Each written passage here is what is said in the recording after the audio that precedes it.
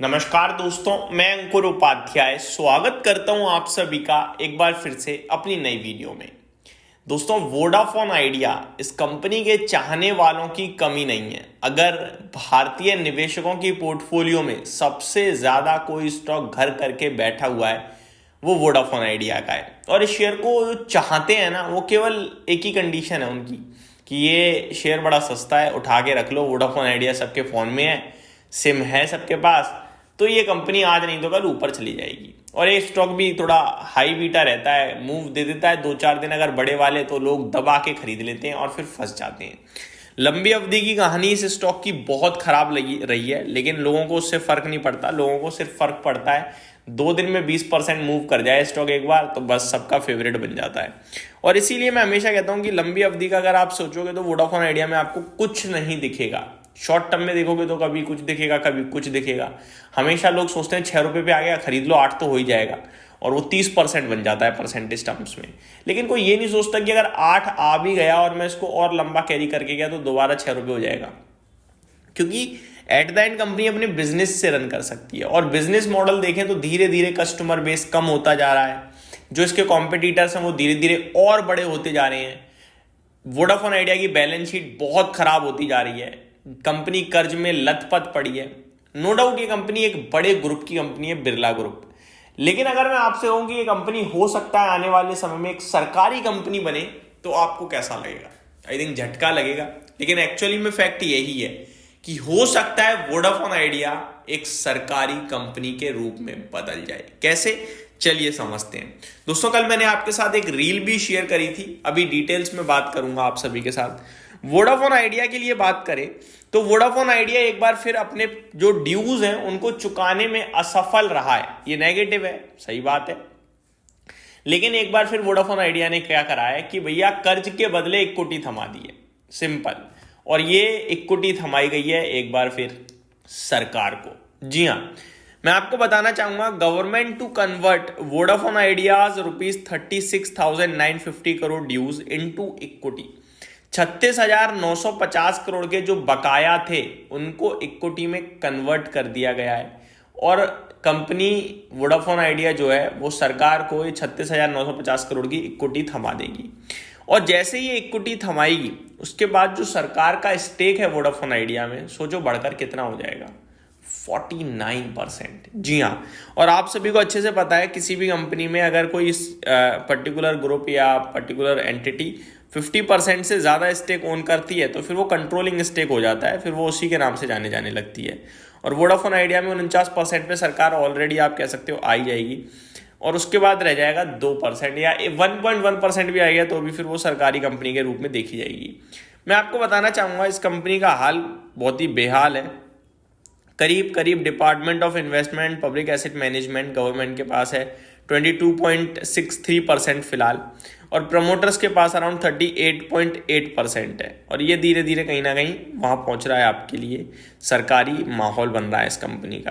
तो ये share holding pattern clearly दर्शा रहा है कि भैया ये कंपनी सरकारी कंपनी बनते हुए दिख रही है आने वाले समय में। मैं हेडलाइन आपके साथ पढ़ के शेयर करना चाहूँगा, क्या लिखी है।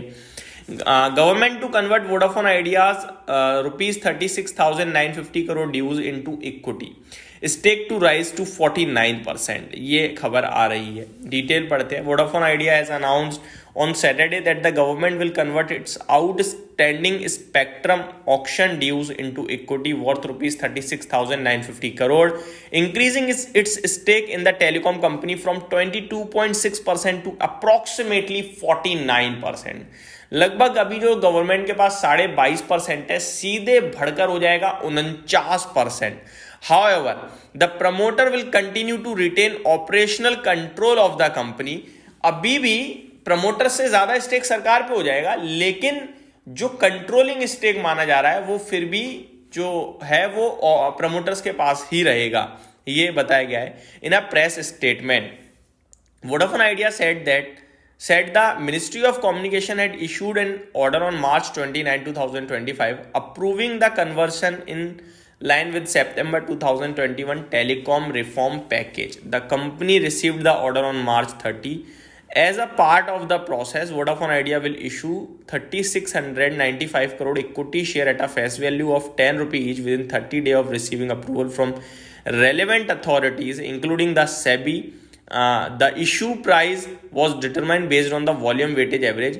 भैया 10 रुपए के भाव पे ये सौदा हो रहा है और अभी शेयर खड़ा है 7 रुपए, तो शेयर का प्राइस तो ऊपर कूद सकता है क्योंकि भैया सरकार के पास आ रहे हैं शेयर 10 रुपए के भाव से, ठीक है।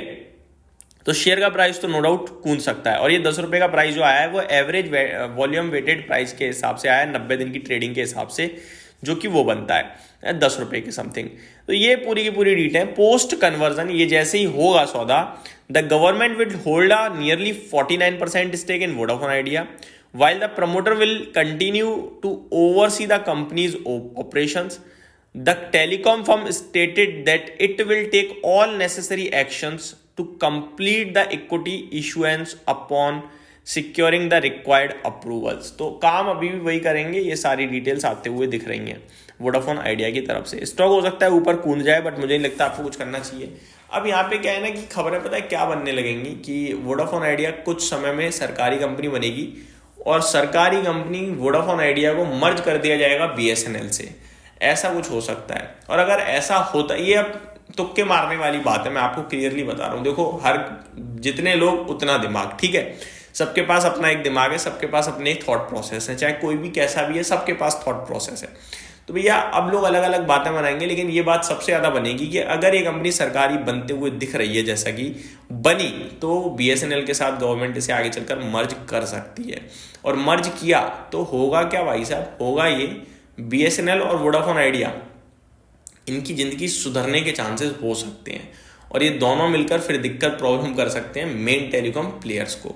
अदरवाइज मेरे हिसाब से दोनों का मर्ज होना एक अच्छा ही संकेत होगा। एक जो कर्ज से लथपथ कंपनी है वो थोड़ा सुधरने की कोशिश कर सकती है और बीएसएनएल जिसके पास सर्विस ही नहीं है लोगों को देने के लिए, वो सर्विस देने लगेगी। तो आई थिंक दोनों को मिलकर एक जिंदगी मिलेगी नई, ये समझ सकते हो आप। अगर ऐसा होता है तो पॉसिबिलिटी से आगे हो सकता है, बट राम जाने बाकी क्या होगा। तो ये डिटेल्स की उम्मीद करता हूँ सब कुछ समझ में आया होगा। Thank you so much for watching this video. Have a great day guys.